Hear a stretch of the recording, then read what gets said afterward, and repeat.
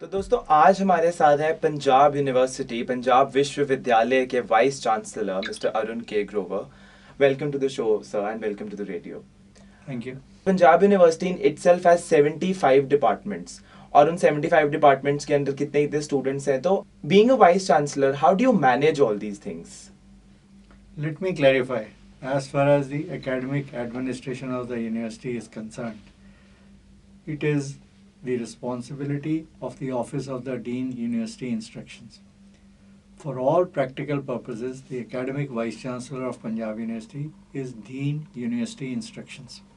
This notion of having a Dean University Instructions was commenced in 1920s when the Punjab University did not have a full-time Vice Chancellor.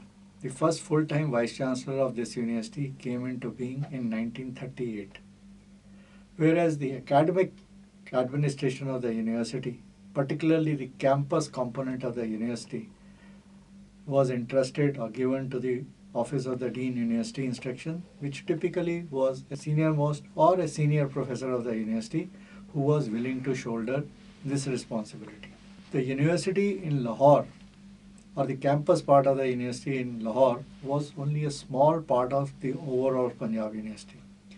However, when the university got reinitiated in independent India, particularly at Chandigarh, where there was a campus and the nucleus of the university was a large campus in which there were number of departments in 60s were more than the number of departments that existed at Lahore.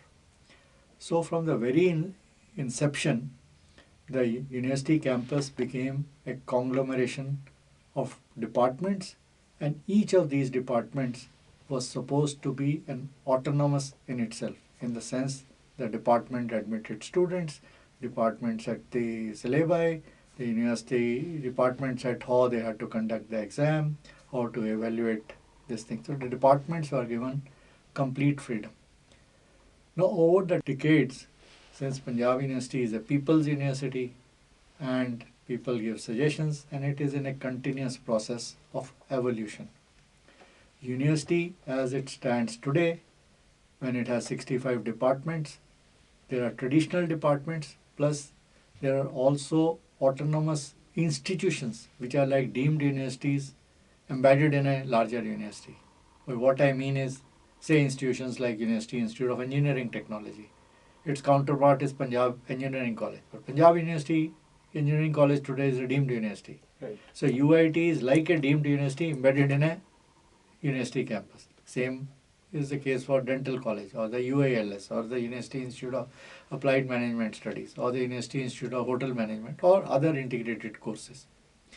So in some sense, the departments and the institutes here are autonomous in themselves, and the academic administration of the university is governed by Office of the Dean University Instructions, to which is also added now Office of the Dean Research. So the system self-governs itself. Right. In some sense, it does not need the Office of the Vice Chancellor at all.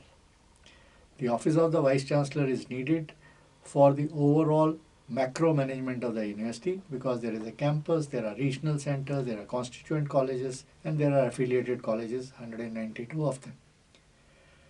But the college part also has a similar office called the Dean College Development Council. So Dean College Development Council is an effective Vice Chancellor for the colleges of the university. Right. And the VC sort of oversees all these things. As of now, the system that has evolved at Punjab University is of a kind that it has no parallel elsewhere in the country.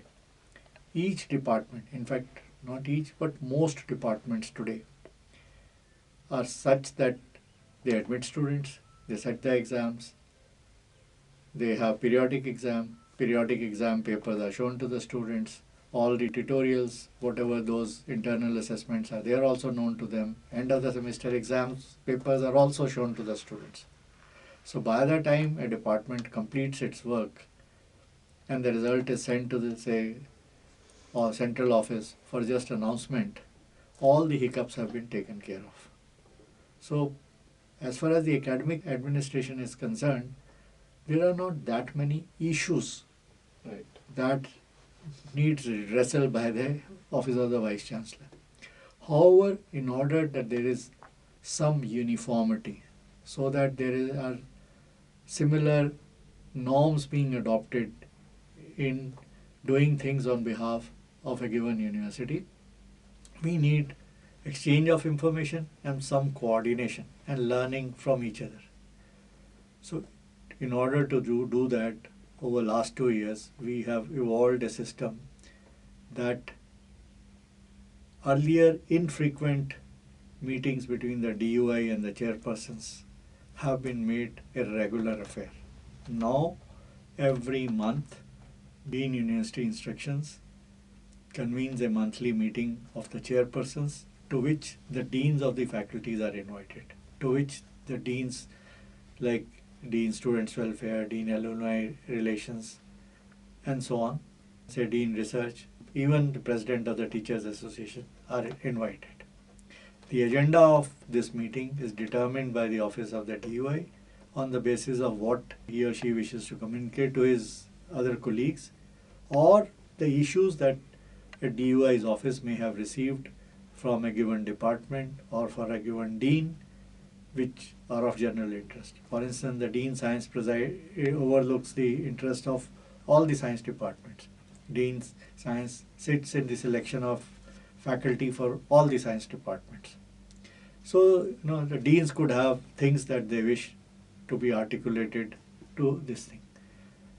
So, an agenda is prepared based on various considerations. This agenda is discussed. Some things get arrived, some decisions get arrived at, and these decisions are communicated to the entire academic community via the offices of the chairpersons. A given chairperson is supposed to circulate these minutes to his colleagues in a given department, and these colleagues could discuss those minutes, and if they have issues or they come out with something which they want to get it discussed in the next meeting of the chairpersons, they can come back to it. So, in this People's University, which is continuously evolving, we are always coming up with changes or introducing new algorithms that the university can run without the intervention of anybody else.